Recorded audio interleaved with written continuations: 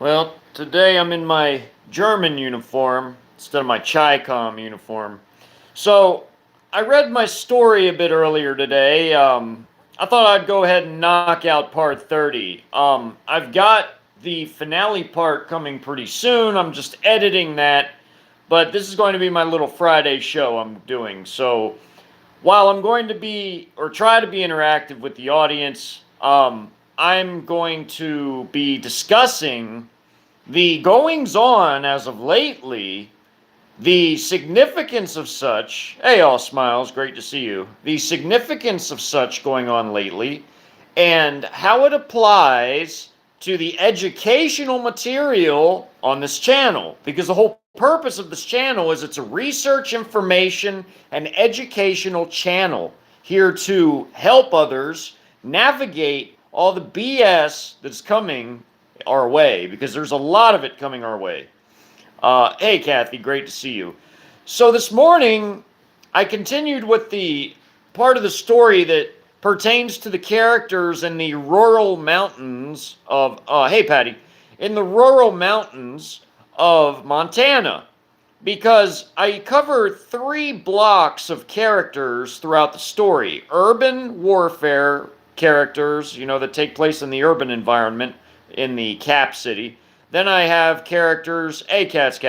Then I have characters in the suburban slash semi-urban area of Ann Arbor. Hey, Miriam, of Ann Arbor, Michigan. And then I have the rural characters who live in Montana in the mountains and the foothills and such, and the small towns up there. So that's the rural characters, and that's the part of the story that I basically finished with part 30. The last part is a finale part where I sew it all together and explain what happened to all the different characters throughout the story, all in one part. But that notwithstanding, I'm going to discuss the goings on and how it relates to the educational material. You see, what we see a lot of right now is within our country, our own country, we see a lot of civil disturbances that look like they're about to get worse. And it takes me back to what I brought up about woke militias. And funny enough, there's other people covering woke militias here just lately. I think there's a guy, his name's Prepared Homestead. I want to say his name's Prepared Homestead. He actually made a special video just dedicated to woke militias. I was like, all right, confirmation. It's always good to see confirmation, because I talked about woke militias before they ever even came on the scene. And I talked about the whole purpose for them being a tool of the regime during the Second American Syrian-style civil conflict, because the regime lacked manpower. Why? Because the military fractured, it splintered, and they needed additional manpower because the military is already puny anyway and is spread across the world. So a lot of it is overseas in small isolated garrisons, and whatever remains at home, which is the bigger chunk of it, but whatever remains at home was fractured and went to all these different factions. And plus they made their own faction called the Free American Army, who wanted to put the country back under constitutional rule. Though it was a benevolent faction, there were other benevolent factions, harmless factions, that didn't want anything to do with them because they already made their choice and decided they wanted to pursue their own goals. For instance, you had the Union of Southwest Militias, the Maine Militia, Northwest Conservative Army, the Army of the Southeast, Florida, and Texas. They were benevolent, harmless factions, generally speaking, but they all wanted to do their own thing. They didn't want to be part of the full-on America under the Constitution. They said, you know what, America failed, so we're going to do our own thing, and we're going to make our own way. So they all broke off and did their own thing. And what you see going on right now are more indications of everything I've explained in that Second American Syrian-style civil conflict, with all of this civil unrest and turmoil, with what you see with all these riots and all these other things breaking out. If you remember, at the very beginning of that documentary series, I had food stamp riots in Chicago, and then after that, there were ordinary riots that broke out. And what kind of riots were they? They were based on ethnic and, color and all that. I can't say certain words, or this thing will get shadow banned, but you know what I'm saying. Those riots were based on that, and they were fomented by who? They were fomented by the C to the I to the A and other organizations like it. They were the ones that fomented all the stuff having to do with race, So we see that happening now, and that was in my second American Syrian-style civil conflict documentary. So all of these things erupting and occurring all directly relate to all the educational work on this channel. All of it. It all does. Even the stuff going on overseas. It's building up. It's weakening the West as a block of nations. The collective West is being destroyed. It's being weakened bit by bit. It wouldn't even matter how many tanks the West send. They can't send any, really, because they're depleted. They can only send these tiny little batches at a time. I saw somebody put up a video, I can't remember who it was, but it said something like, it was a clickbait title. It said something like, Germany at war with Russia. And I'm like, man, get real. Like, the state of the Bundeswehr, are you joking? Germany is not in a state to be at war with anybody. Let me tell you that much. Germany has 6 diesel-electric submarines. They're very highly advanced submarines. Don't get me wrong, Germany's got badass equipment, but the problem is that they don't have enough of it, and they don't maintain it. They do not maintain it. This is not the Germany of 1990 at reunification, where Germany had a hell of a lot of equipment when East and West Germany reunited, when they reamalgamated, and their militaries reamalgamated, and they had their reserves and their active forces reamalgamating, and all the equipment with it. That's not the Germany of 1990. This is the Germany of 2023, who does not maintain their military worth a damn. They don't put any money into their military. They're not in any state for a conflict. Russia can do whatever it wants to Germany, literally, and Germany can do nothing about it. Not a damn thing. Neither can NATO, because NATO's a joke. NATO's just broken down, depleted, hollowed out, thinned out. All they can afford to do is send these tiny little batches of tanks. What a joke. We're talking between the European NATO member states, the biggest ones, the 4 biggest ones predominantly, Germany, Britain, France, and Italy. Let me pull their card real quick. Let me pull their card, because I have all their stats written down, because I have compared them to Russia before, and they're a damn joke compared to Russia. They're a complete, total joke, what they have. They ain't got nothing on Russia. They're not ready, and basically what I'm saying is they're not ready or in any state for any type of conflict whatsoever at all. Hey, Brogan, great to see you. I read my story part this morning, Brogan. I don't know if you were there or not. It's kind of long, but it was very well made. It was very well written. It goes well with the rest of the story. It continues with the part that takes place in the forested mountains of Montana, with that group that has become nomadic and lives in Montana now and has to constantly dig in to hide from Chinese and Russian recon assets as the country's been occupied. But anyway, here, Germany, Britain, France, and Italy all combined only have 1,135 main battle tanks. Now, a lot of that is actually German stuff, including what's in storage, but even what they're taking out of storage to refurb to thereby give to Ukraine is just not enough. It's not enough to do a damn thing. All of those tanks are going to get destroyed. Even if we send Abrams, they're going to get destroyed. We cannot send enough of them. Russia is going to launch cruise missiles, artillery, and do airstrikes on all of those tanks and blow the hell out of them, because Russia is not Iraq. Russia is Russia. They are the second most powerful nation on the face of the earth after China. And that's on paper, and it's in reality. Because on paper, they have the second biggest tank fleet after China, and that's including all their vehicles, all their tanks. They have the second biggest APC and IFV fleet after China. They have about the same amount of artillery as China. They have the second biggest air defense arm after China. And, of course, you have Russia with the second biggest combat air fleet, meaning the number of combat planes, has strategic heavy bombers, ground attack planes, and fighter jets. They're the second biggest after China. China has the biggest combat air fleet on the face of the earth because they have the most fighter jets and the most ground attack planes, and they have the second biggest strategic bomber fleet after Russia's strategic bomber fleet. But because of China's freakish number of fighters and ground attack planes, China still has the biggest combat air fleet by a massive lead of about 1,000 aircraft, bigger than Russia's, and about a little bit more than ours, because we're close with Russia. It's about 1,050 or 1,100 more than we have. So China's ginormous in basically every category. There's nobody that can compete with them. The only thing that China doesn't have as much of us in is attack helicopters, but that doesn't really matter. China's adding more, and China has countermeasures to all of ours because they have the biggest air defense arm in the world. They can just swat all ours down. It doesn't even matter. It don't make a damn. So they also might not have as many aircraft carriers as we do, at least yet. They're building them like crazy. But even though they don't, they still have the biggest strategic missile arm on the face of the earth. They have the biggest strategic missile forces, and they can sink all of our aircraft carriers because they also have the biggest sub-fleet and the biggest navy, surface and sub-fleet, in the world, and it's the most technologically advanced.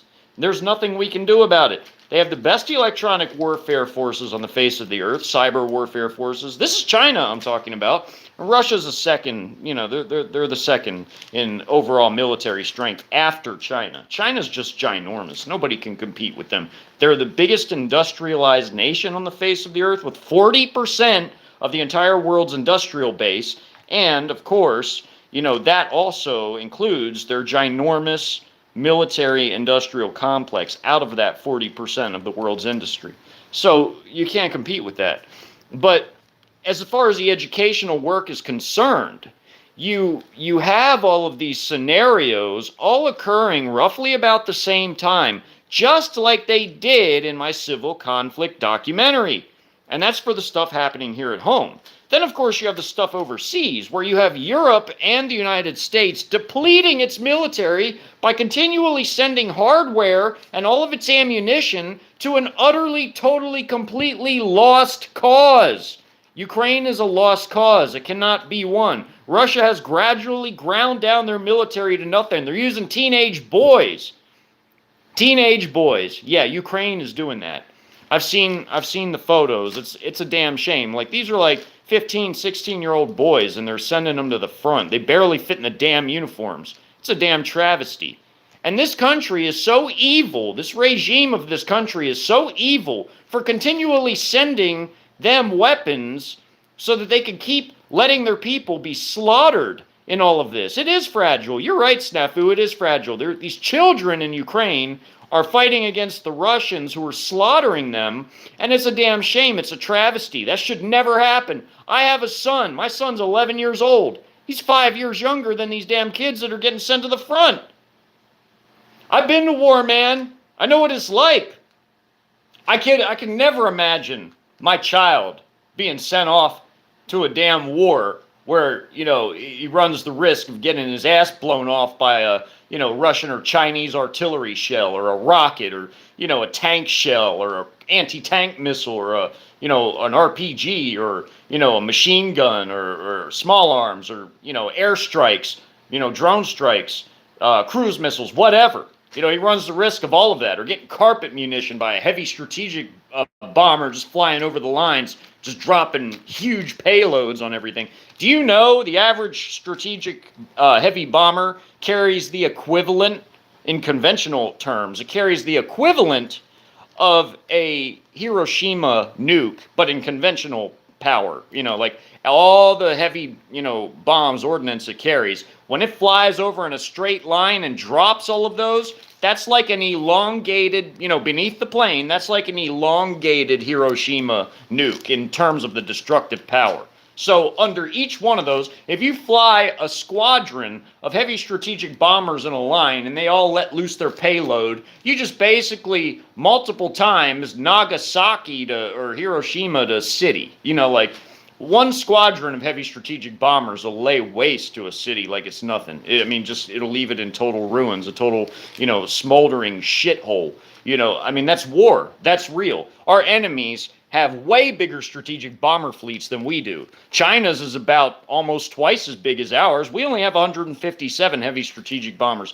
China has almost 300 by now because they're building their new stealth H-20 strategic bomber to go with their already massive fleet of H-6K strategic bombers, which carry a hell of a payload. Plus, they're now being suited up with electronic warfare jamming systems like the KG-600 pods that are also on the JH-7 ground attack planes and on the J-16Ds, which are electronic strike aircraft.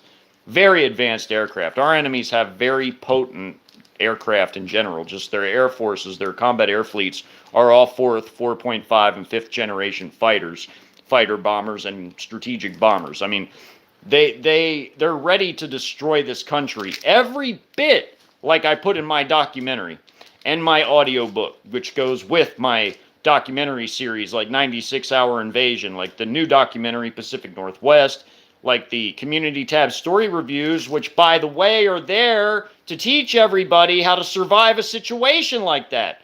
Other people aren't teaching you that stuff. You know, I'm teaching you that stuff, and I'm putting it with my personal combat experience, my experience overseas in Iraq. I'm combining that and blending that with all my research to come up with these masterpieces of hypothetical work, hypothetical scenarios that are every bit as real as it gets. And not only that, I made the reviews to go with it, to show you how to navigate the specific situations that were shown by example throughout the work, throughout the stories. You know, you had the characters going through these different experiences, you know. Those stories are meant to convey what works, what doesn't work, and why, and what you can and can't realistically do. Because there's a lot of people that have a lot of misconceptions and a lot of freaking fantasies about how they think they're going to survive a war situation. Like, you got a whole bunch of these beer gut bubbas who think they're going to run out to the mailbox with a shotgun and they're going to fight off the whole Chi-Com army, the whole PLA. Man, get real, man. No, there's so many of these reactionary idiots are going to get slaughtered because they don't know a damn thing about tactics. They're not organized. They're not coordinated. They're not even well equipped. You're not going to fight armored units with a shotgun. You're not going to fight troops in body armor with a shotgun. You know, you need a good rifle, and even then, you can only do so much with that. You know, all those stories had examples about how people basically acquired foreign weapons as partisan, you know, insurgents. They acquired foreign weapons as the time went on because they started with things like Molotov cocktails, and they, you know, used those up close to destroy some of the enemy vehicles and thereby, you know, acquire some of their weapons. You know, a lot of people died doing it, but, you know, that's war. You know, people are going to die. A lot of people are going to die, especially when we're invaded. You know, you're going to see death on a scale, on a wholesale scale. It's going to be wholesale slaughter here, you know, and it's going to be mostly our people that get killed. But some people will make it. Some people will make it. And the people that make it are the people that have experience and have knowledge. And God said, my people perish for a lack of knowledge. You best get on those damn audiobook stories, listen to all the parts from beginning to end. You better watch those map level view documentaries because those show you how the Chi-Com units manifest on CCP regime properties, which are strategically purchased all throughout this country. They're the biggest landowner in this country. All their units are all over this country on their CCP properties, as per their civil-military fusion policy, as per the hybrid warfare doctrines of the Chinese CCP regime. You better get ready. You better learn how they work, all the mechanics.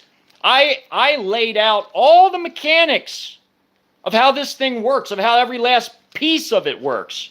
How the units manifest on those properties, how the tandem cyber and anti-satellite weapon strikes come in tandem, like together, they knock out the satellites. They have thousands of missiles for those launchers, for those you know, S-500 launchers, and for those Chinese FK-2000 launchers. They have thousands of missiles. You know why? Because their war planners know how many of our satellites they need to knock out of the sky. So they're going to keep shooting salvos of those things, reloading more, until they knock every last damn one of them out of the sky. They've already told Elon Musk, you know, hey, if your satellite network, if your Starlink, if that's a threat to our national security, we're going to knock them all out of the sky. That's what Russia said, and that's what China said. And they have the ability to do it. In fact, even as advanced as the S-500 and the Chinese FK-2000 systems are, they probably got even better stuff than that by now. I bet you they do. And it'll be nothing for them to knock all our satellites out of the sky. No more satellite phones, no more GPS, no more communications via satellite or data transfers of any type, any sort. Chinese cyber attack. It'll be so much worse than a ransomware attack. It'll be like a ransomware attack to the 10th power, where only they can deactivate it with some sort of a code. It won't be like ransomware where you have to pay to get it undone. No, it'll be done by a code, and they'll take it off with their code when they're ready to disarm the cyber attack that they carry out on our country and its infrastructure and its telecom and its internet. Everything in this country is hooked up to the internet, by the way, insofar as all the infrastructure is concerned. It's nothing for them to use a cyber attack to shut everything off. Nothing for them to do that. Neither for Russia, and especially not for China, who has the biggest, most badass cyber warfare program on the face of the earth. Why do you all think I warn about China nonstop? Because they're the biggest, baddest threat we face. It's not these little pissant Western elites. They're not going to do a damn thing. In fact, they're going to be Xi Jinping's footstool. Because evil always destroys other evil. And people don't understand that. It's always been that way. Throughout history, throughout the Bible, evil has always destroyed other evil. Emperor Valerian was captured by the Persian Empire. Emperor Valerian was the Roman emperor, and Rome was its superpower of its day, but they lost a war to the Persians, who captured Valerian, their leader, and used him as a footstool for their emperor. He stepped on his back to mount on his horse, and he sat on his throne and kicked up his feet on him all the time. All the time. Yeah, the plant's still alive, Rogan. I'll take care of it. Don't worry. But yeah, that's just the way it is. Evil destroys other evil. The kingdom of Assyria destroyed northern Israel in ancient times. You know, you had Cyrus overrun Babylon, ancient Babylon, not Mystery Babylon, America. That gets destroyed by China and Russia. But in ancient Babylon, you know, you had Cyrus overtake Babylon, you know, the Persians and Media, Persia, because Media and Persia were two different entities that were combined into one empire, the Persian Empire. So you had Media Persia take over Babylon, ancient Babylon. You had basically Rome overrun the Greeks, because after Alexander the Great died and his empire broke up into 4 main kingdoms, you know, from his relatives and whatnot taking control, the Romans rose up.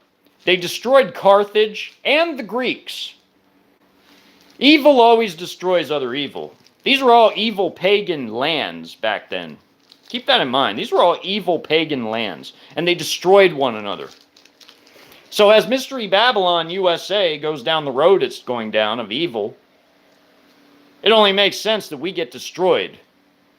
Especially for our self-destructive ways, too, of what we're doing to our own selves. It's only logical and rational that a far vastly more powerful nation or nations come in and destroy us. You know, that's basically what's going to happen. Because our enemies see our resources and they covet our resources, especially China. China would never have to import food from anyone else ever again once they take us over. This will be colonial New China, and this is where they'll grow all their food and be food self-sufficient. And up north in Alaska and the northern 3 territories of Canada, those will be Russian lands. You know, they've already divvied up North America, Russia and China. China's going to have the whole lower 48 as New China. That'll be their colonial overseas possession, along with the rump puppet state of what's left of Canada in the southern parts, the actual provinces. You know, that'll be Chinese. You know, North America will largely be Chinese, but parts of it will be Russian, like Alaska and northern Canada. Russia will be so rich from having all those natural resources, all that oil and natural gas and all the mineral wealth, all the timber that's up there in those lands, everything. Russia will be phenomenally rich. China will too, because they'll get our resources to boot, and all the slaves and organ harvesting and women that they'll, rent out as, sex slaves and everything. China will have a whole slave economy. They'll have a whole slave economy based off of our people. Absolutely. Wei Feng, the Heinrich Himmler of the East, like the Nazi Himmler, Heinrich Himmler of the SS, well, I call Wei Feng the Heinrich Himmler of the East, because in his own speech, in his own words, he talks about genociding the American people, enslaving them and genociding them in his own speech, and he talks about colonizing our country. And he says he's going to make Chinese people into good Americans as his euphemism for colonists. He's going to supplant us, in other words. And Xi himself, the Comrade Emperor Xi Jinping, Emperor for life, Comrade Emperor Xi, over the Red Dragon, over the party, the CCP, he said it's his goal to destroy America. He said that. The leader of the Red Dragon. And we're stuck with China until Yeshua Messiah comes back and destroys China himself. Because that's what it's going to take to destroy China. We're talking about a nation of 1.5 billion people. Billion with a B. 40% of the world's industrial base. They can arm and equip an army the size of our whole country's population if they wanted to. They have the demographics where they can make that happen. I discussed that in the other video. China's ginormous. Nobody can F with them. Nobody can F with China. Nobody. Nobody has anything that can contend with them. So the best thing we can do is you can learn from the stories I wrote. You can learn from those stories I wrote. You can learn from the documentaries. And you can learn how to become nomadic and be a mutual defense tribe, where you're like a warrior tribe, where you basically defend you and yours from any type of outside threats. We will be forced into nomadism or semi-nomadism like the characters in my stories. Why do you think I wrote those? I wrote those to educate people. We will become mutual defense tribals, or you will become a slave or be genocided and have your organs harvested. It's up to you. So I'm offering people a way out. I'm offering people a way to learn. Learn. Educate yourself. Learn the realities. Know what you can and can't actually do. There's limits to what we can and can't do, Not everybody has the skills that it takes to survive. Not everybody has the tactical knowledge to survive. Not everybody has the weapons it'll take to survive. You can only do so much against mechanized infantry troops all working as a unit. You can only do so much against drone strikes, against air strikes, against artillery and, howitzer or rocket artillery strikes, mortar strikes. Yep. Yeah, you're right, Aura. You're right, Alan. China can destroy anyone until Yeshua comes back to defeat China. Yeshua is the only one who can destroy China, and he opens up his mouth, and the sword of truth comes out and destroys the whole Chinese army at Armageddon. But until then, nobody can destroy China, and China's going to trample the whole world. So I'm trying to show people who the real threat is. It's not these pissant, Western Economic Forum punks, these sniveling, uber-rich punks. They're not the real threat. It's the CCP with their ginormous armies and industries. They cannot be matched. Nobody can defeat them. It's going to take Yeshua Messiah returning at Armageddon to defeat them. The kings of the East show up at Armageddon. The Euphrates dries up to make way for the kings of the East. That is China, folks. Everybody better wake up. They're the most powerful nation in the history of the earth. That's why I warn about them repeatedly. Nobody else is. Everybody's worried about the wrong shit. I mean that. China's a nation that has armies, industries, the most gold in the world. They produce things that can annihilate whole countries. Man, I'm telling you all, man, this is real. And China's got, some good solid buddies too. They got Russia, they got Pakistan, they got North Korea, Iran, got all these little countries that owe China everything. China's first train into Russia was to build them some extra factories. Russia already had a lot of production capacity. You know, Russia had 1,300 military industrial factories. Russia cranked stuff out quick. But China's 3 times bigger than Russia in terms of war industry. So China, being the good ally they are, you know, if you got China in your neighborhood, they'll come and hook you up, man. They went in there and hooked up Russia with some new factories. First train this year going in there carried brand new industrial machinery for producing shells and other items, and also the technicians, engineers, and construction people to build them some new factories. What a nice thing to do for your ally. And both of those countries hate us, and they're going to destroy us because we're Mystery Babylon, the whore of Revelation. So, you know, we done crossed everybody. We done pissed off everybody. And everybody's going to rip us a new asshole. I was about to drop an F-bomb, but I try not to do that. I try to, you know, try to speak properly as much as possible, but every now and then my soldier's mouth comes out. But this is serious. This is real shit. I don't see the word shit as a curse word. It's a synonym of feces. There's no magic book of curse words anywhere, but, you know, some things do sound crass, so I try to keep my language, you know, a little tame, you know. I don't want to sound crass, but I need to convey to everybody how serious all this is. So when you see people saying things like, oh, Germany is at war with Russia, bullshit. That day would never happen. Germany would quake in fear because they've neglected the Bundeswehr. Same with the French and their little pissant army. Same with the British and their little bullshit army. They'll get crushed. And the Polish, they think they're going to do something? Psh, man, get out of here. Russia's going to steamroll their ass too, just like what they're doing to the Ukrainians. There ain't nobody in Europe that can stand up to Russia. Nobody.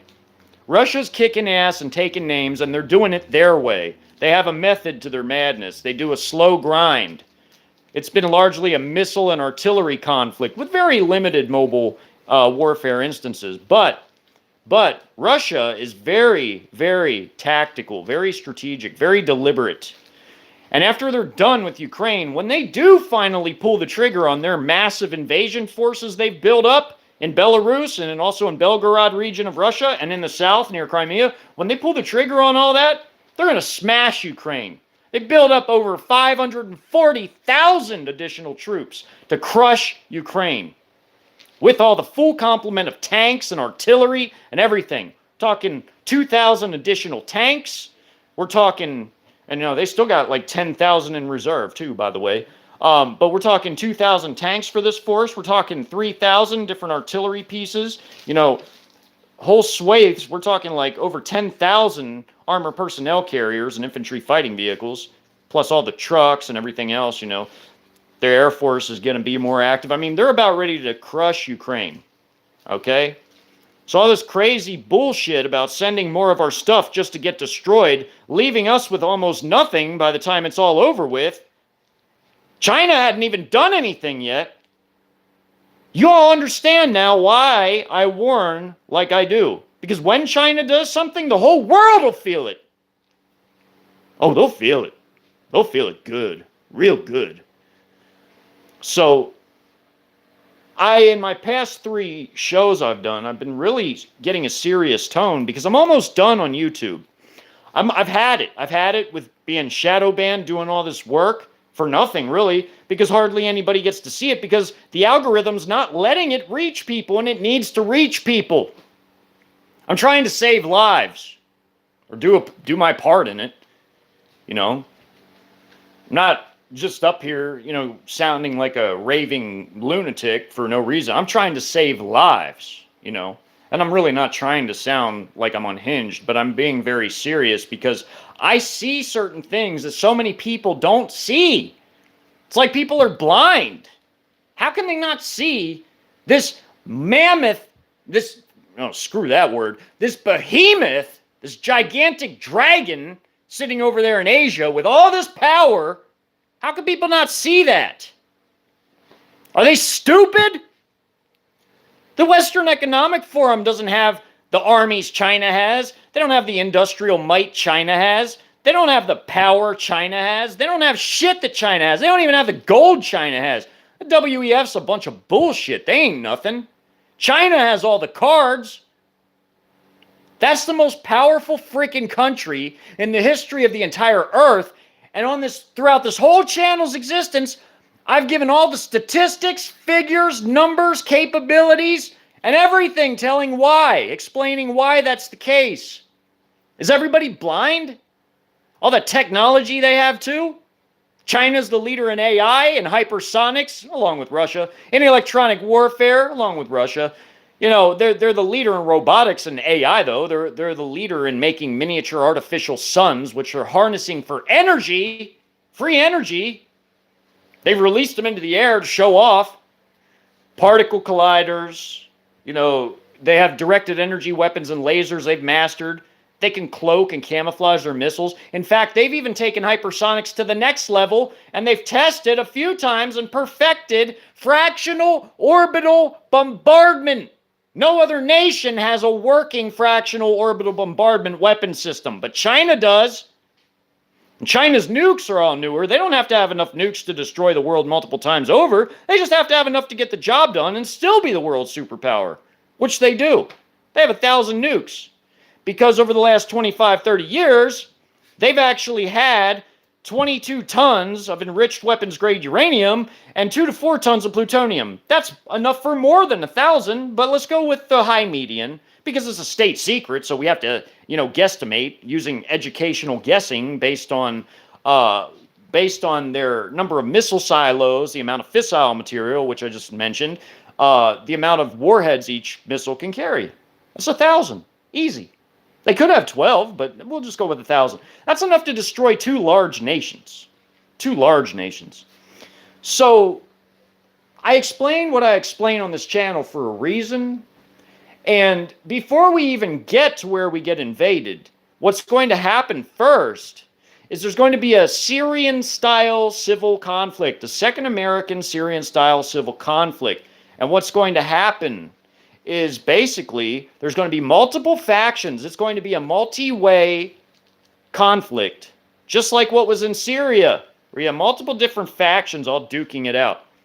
All the concepts I showed in that second American Syrian-style civil conflict, that's all real. And a lot of those things have actually come to pass, like the Mexican drug war. Like I said in my other one, I've got eyewitnesses. I've called people and be like, hey, you remember what I put in my docuseries? It's happening now.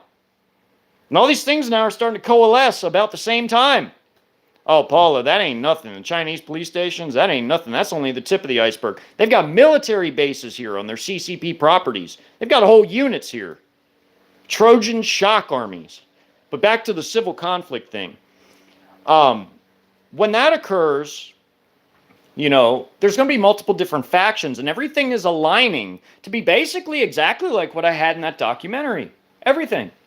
You know, in the meantime, you know, you've got all sorts of things setting up for that. You have basically different factions, and they all had their own leadership corps, meaning groups of people that, you know, that these big armies amass around, you know, and they all lurked in the shadows waiting for the right time, which was similar to the Day of Rage in Syria, where the people all rose up and had riots all over Syria against the Assad regime. There will be something like that in America, and all these different factions are going to come out of the woodwork, and they're going to raise up their own armies, you know, once they come out of the woodwork, and they're all going to take a piece of their own territory, and there's going to be a multi-faction civil conflict. It'll be like, you know, I can compare it to like WWF when you have like 16 on 16 all like fighting each other. That's how it'll be. Exactly. Even the Bible says that.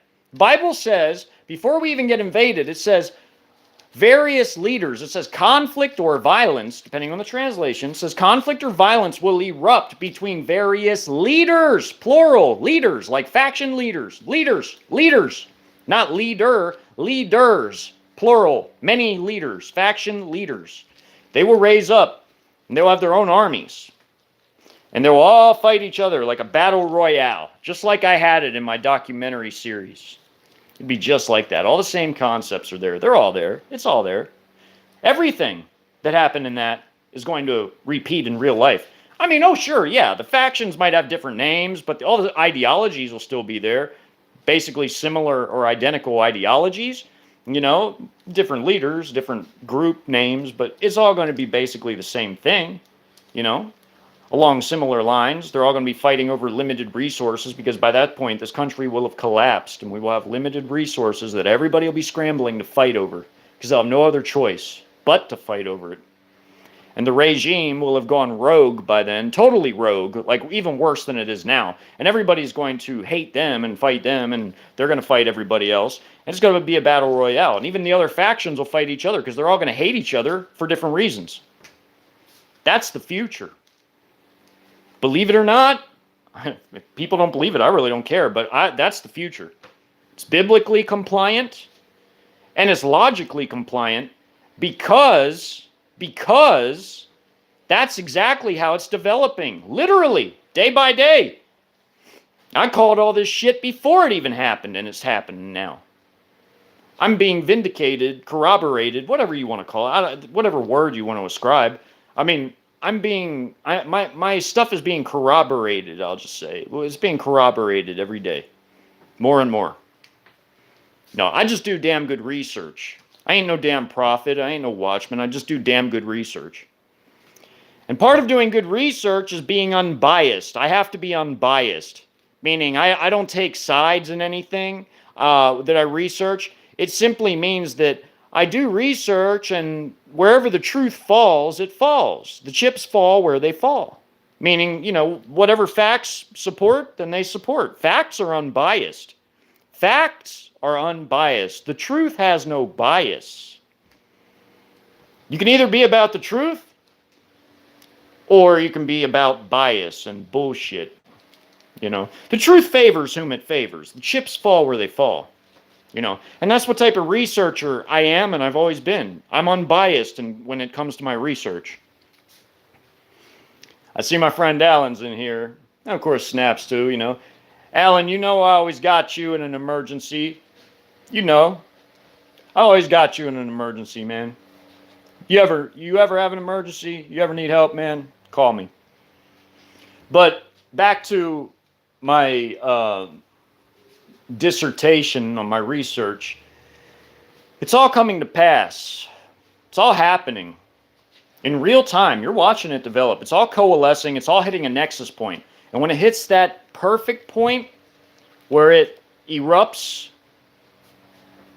all them concepts that I've illustrated are going to morph into reality. They're going to come off the pages, off the screen, and into reality.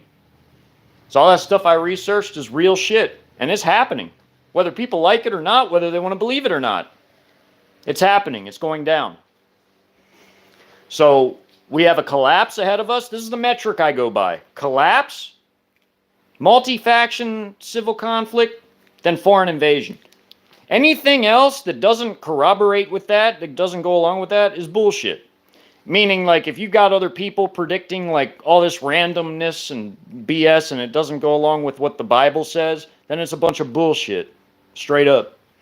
Because the Bible says we have a collapse, then a second civil conflict, multi-faction, then we get invaded by China and Russia and all their allies.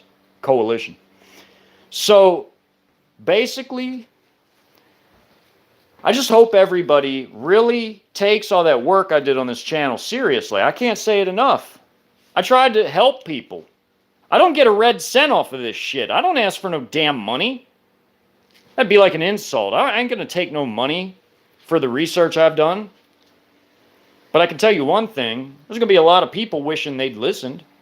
There's gonna be a hell of a lot of people wishing they'd listened. Because one day when this channel's gone, all that work will be gone.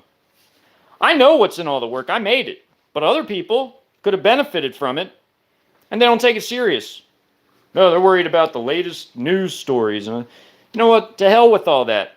Why watch news stories when you already know what's going to happen? Because the Bible tells you. Straight up it tells you. So instead of watching randomness, news, BS, you can learn about what you know is coming, like the collapse, like the second American-Syrian-style conflict, like the foreign invasion. You can learn about all that stuff, because that stuff is coming for sure. You don't need to watch no damn news to tell you that.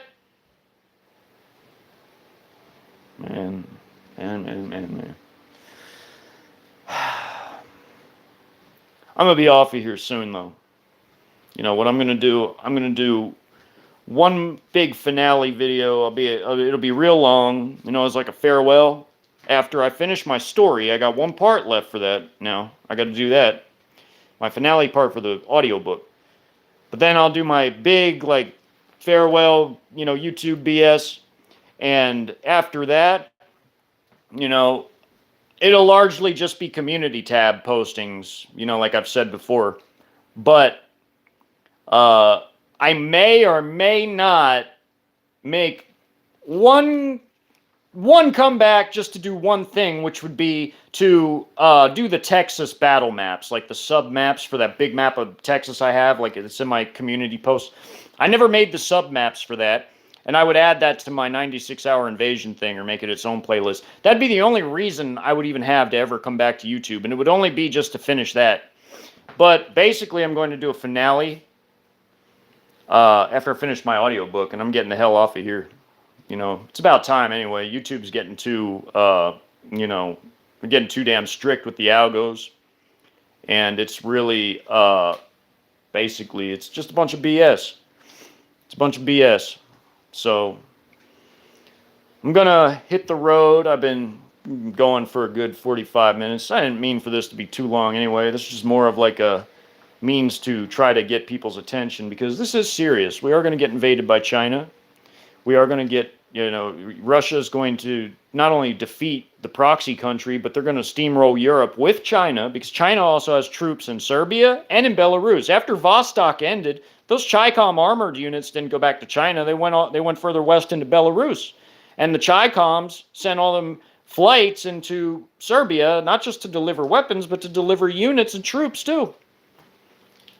I've got photo proof of it. There's photographic proof of the PAP training with Serb's Army Special Forces. I mean, the People's Armed Police is a parallel military unit. It's parallel. It's a separate military of China. China has two different militaries. They're so freaking big. People don't get it, though. They don't get it. But anyway, I'm going to get going. I appreciate each and every one of you. Thank you all for coming. Y'all be blessed. Have a good weekend.